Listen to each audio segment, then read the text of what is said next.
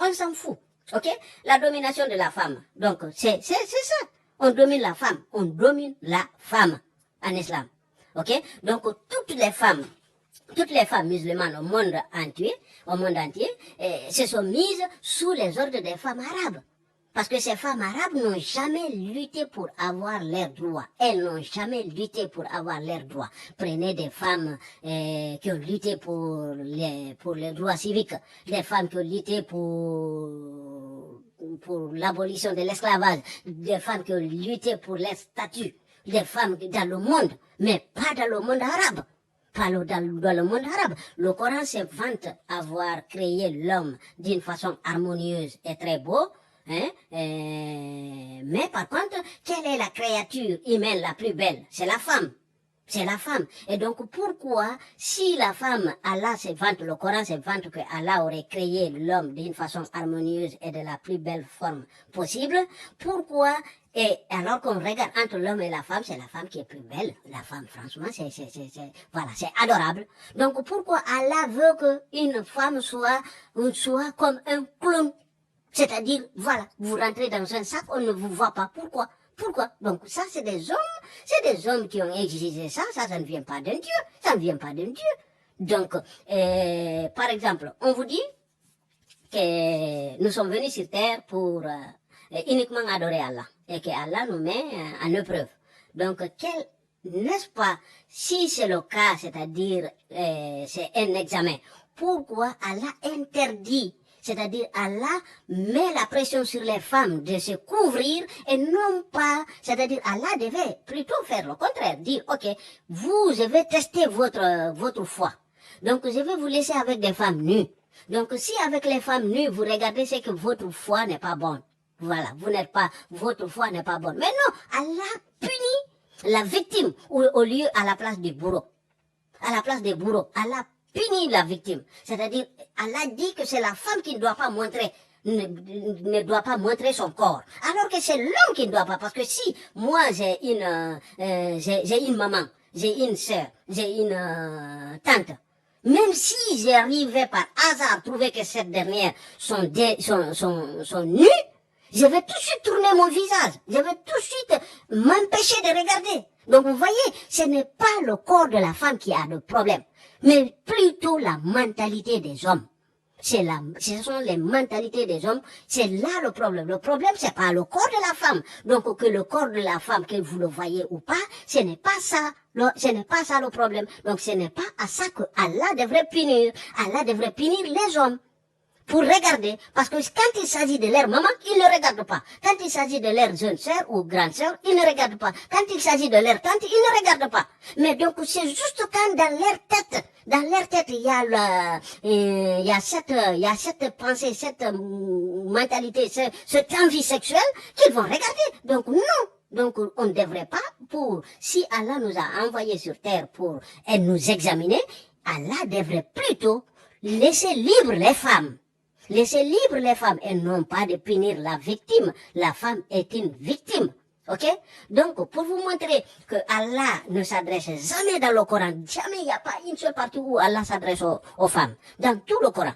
Même si vous prenez Adam, on dit Adam, et il est mentionné 25 fois, et 0 fois Ève. Vous ne trouverez pas dans le Coran où est marqué Hawa, Ève. Il n'y en a pas. Le Coran ne mentionne pas. Et le Coran ne mentionne même pas que Hawa soit ou bien que Adam est une épouse. Figurez-vous les auteurs du Coran comment ils se sont trompés.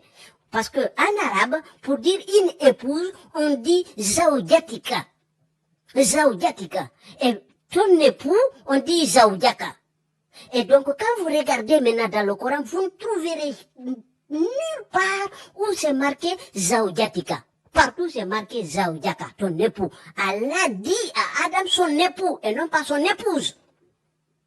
Allah dit à Adam son époux et non pas son épouse. Allez-y vérifier, je vous ai laissé les sourates ici. Vous avez les sourates. Vous avez les sourates et les versets. Ok? Et donc, on continue. Et vous avez aussi dans Sahih Bukhari, là c'est la seule exception que je vous mets là, où Aïcha dit à Muhammad, il dit, oh, je vois que ton Allah ne court que pour satisfaire et exaucer tes désirs sexuels. C'est Aïcha qui dit ça à Muhammad, en tant de Muhammad. Ok? Donc, on va aller maintenant découvrir des faveurs exclusives à Muhammad. C'est-à-dire ça, c'est uniquement à Muhammad. Le premier, on dit que Muhammad a 16 faveurs exclusives. C'est uniquement pour lui, les 16. Donc, le premier faveur, c'est quoi? C'est d'avoir tout le butin. Et donc, quand Dieu parle de butin, butin, c'est du vol. C'est du vol en main armée, c'est ce qu'on appelle butin. C'est du vol. Donc, quand Allah dit à ses adeptes d'aller voler, donc ça devrait mettre toute personne en réflexion. Ok? Et après, on nous dit que Mohammed, le deuxième dit que Mohammed peut prendre 1/5 de chaque butin. Toujours il parle de butin. Ok? Et le troisième, c'est Mohammed, c'est lui qui décide. Quand il fait le ramadan, c'est lui qui décide s'il mange ou pas. C'est-à-dire, il peut faire le ramadan et manger. Lui, il peut faire le ramadan et manger. Il envoie un Coran, il dit de ne pas manger, mais lui, il peut faire le ramadan et manger. Ok? Le quatrième, avoir plus de 4 femmes. Il dit que les autres musulmans auront droit à 4 femmes, ce qui est incroyable déjà, hein? Lui, il peut se marier à plus. Donc, après, vous avez que Mohammed peut coucher avec n'importe quelle femme musulmane. Il peut coucher parce que vous allez lire dans les traditions, ils vont vous dire c'est marié. Mais le mot arabe, c'est écrit yastankir. Yastankir, ça veut dire littéralement mettre de la merde. En arabe. Si vous voulez. Voilà. Ça veut dire, tout simplement, le mot, littéralement veut dire baiser. C'est tout. C'est d'où, par exemple, le mot là, il est où? C'est ce que vous entendez, par exemple, dans les pays francophones, et spécialement en France, vous entendez le mot, on dit nique ta maman, nique ta mère, nique, c'est le mot là, yastank, nikah, c'est le mot nikah, c'est baiser. Nikah, c'est baiser. Et c'est le mot que Allah utilise dans le Coran. C'est le mot, on dit que Mohammed peut faire nikah à n'importe quelle femme. Et vous avez aussi le 6 qui dit la même chose, qu'il peut faire nikah, que Mohammed peut faire nikah sans la présence d'une permission du tuteur. C'est-à-dire, s'il y a une gamine et que Mohammed veut coucher avec cette gamine, même si elle a 6 ans comme elle a marié Aïcha, Mohammed a la permission de coucher avec celle-ci. Donc, après, vous avez 7, on dit aussi qu'il peut faire nikah sans faire de dot, c'est-à-dire sans mariage. Il peut faire du nikah. Ok? Nikah, je vous dis nikah, c'est le sexe. Ok? C'est marié pendant, voilà.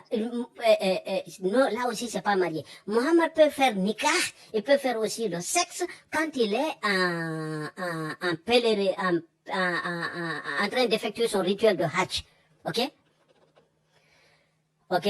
L'annulation du serment, là, c'est ce qu'on a lu tout à l'heure, là. Vous voyez? Il a le droit d'annuler son serment. Voilà. Parce que c'est ce qui est venu dans la sourate 66, là où il avait prêté serment à ses épouses, qu'il n'allait plus toucher à Maria. Donc, c'est ça. Et donc, ici, vous avez la numéro 10. Numéro 10, on dit que si Mohammed veut garder, voilà. Le numéro 10, c'est celui-ci, il est le plus étonnant. Le numéro 10, il est aussi à l'origine de couvrir les femmes. Il est à l'origine de couvrir le visage des femmes. Parce que ici, il est dit, et c'est le Coran qui le dit, sourate 33, verset 37. Ok?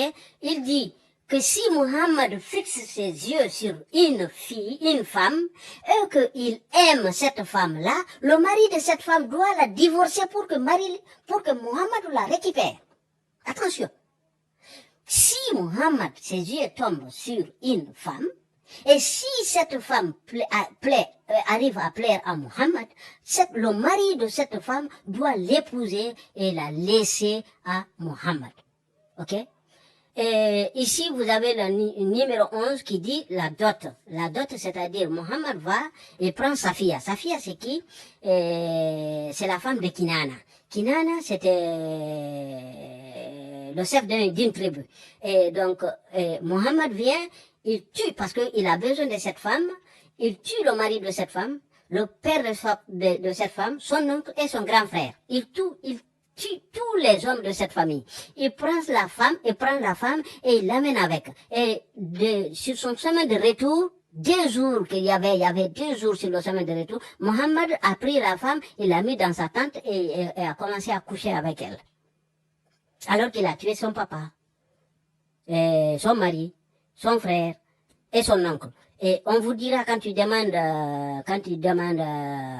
les religieux, les chefs religieux musulmans, ils vont vous dire que Safia était d'accord. Quelle est cette femme au monde? On va tuer ton papa, on va tuer ton mari, on va tuer ton frère, on va tuer ton oncle. Et le même jour tu couches avec celui qui a tué, celui qui a assassiné tous les hommes de ta famille. C'est faux. C'est faux. Donc, c'est faux. Donc, je vais arrêter là la vidéo et je pourrais vous parler aussi d'une histoire de Khelfa. Donc là, je vous dis juste d'aller retaper Khelfa comme vous voyez là. Vous allez voir vous-même. Elle était chef, elle était juste chef. Donc, elle a dit que Mohammed n'était pas prophète, que c'est faux. Et qu'est-ce qui s'est passé? Mohammed a envoyé des gens pour l'amener et l'assassiner. Qu'est-ce qu'on a fait avec elle? On a pris 2 chameaux, on a attaché ses 2 pieds. 2 chameaux, c'est 2 pieds. On les a chassés en direction contraire. C'est-à-dire, l'un va vers la droite, l'autre va vers la gauche. On a attaché, on l'a déchiré. Ils ont déchiré la femme. Ils ont déchiré cette femme. Ok, donc vous avez aussi là l'histoire de Zaïd, vous voyez, donc c'est dans le même 18 là, c'est dans le même 10 là, c'est-à-dire Mohammed, il est parti, c'est son fils adoptif, qui est Zaïd, il a trouvé la femme de celui-ci, donc il était en robe, habillé dans une tenue transparente, et Mohammed voyait tout son corps à travers, et donc Mohammed tombé amoureux de lui, il lui a fait voir, il a flirté avec cette dame. Et donc, dès que le mari de cette dame est venu, c'est-à-dire le fils adoptif de Mohammed, il a dit à son mari, attention, il y a ton papa qui est venu flirter avec moi. Donc, à mon avis, il veut de moi.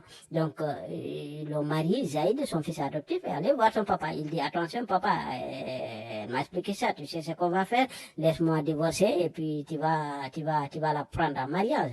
Donc là, il y a un verset. Allah a fait un verset pour laisser Mohammed prendre la femme de son fils adoptif. Donc là, c'est le verset dans le Coran. Donc vous voyez, vous imaginez bien que ça ne vient pas d'Allah, c'est Mohammed. Donc c'est pourquoi Allah nous dit, Aïcha nous dit qu'elle ne croit pas à ce verset 51. Voilà, c'est 51 que toute femme qui s'offre à Mohammed, mais le 37 c'est pour Zaïd. Ok? Donc, qu'elle ne croit pas qu'Allah ne s'empresse que pour satisfaire les besoins sexuels de Mohammed. Donc voilà, donc là, c'est-à-dire Mohammed va et voit la femme, il a besoin de cette femme et il fait un verset lui-même, il dit bon voilà, c'est Allah qui m'a donné la permission et il ne me blâme pas, je peux marier ta femme.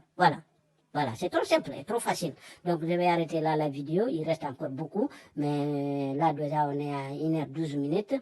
Et je vous remercie. Et je vous en prie, merci de vous abonner, de la partager et de commenter. Ça, c'est très important, le commentaire, parce que c'est quand vous commentez que YouTube recommande la vidéo. Et quand vous likez, YouTube recommande la vidéo. Donc, je vous en prie, merci de partager, de vous abonner et de la liker. Je vous remercie.